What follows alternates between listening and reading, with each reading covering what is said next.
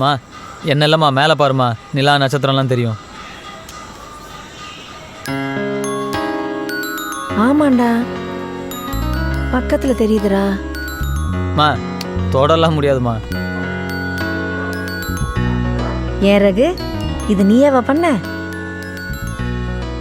நீ திறமசாலி தான்டா, பின்னேண்டா உனக்கு வேலை கிடைக்கல? இப்போலாம் திறமை மட்டும் பார்த்தாதுமா. பின்ன என்ன வேணுமா? திறமை மட்டும் இருந்தா போதும் ரகு. நடப்போமா. ஏம்மா இந்த டைட்டானிக் படம் பார்த்துருக்க?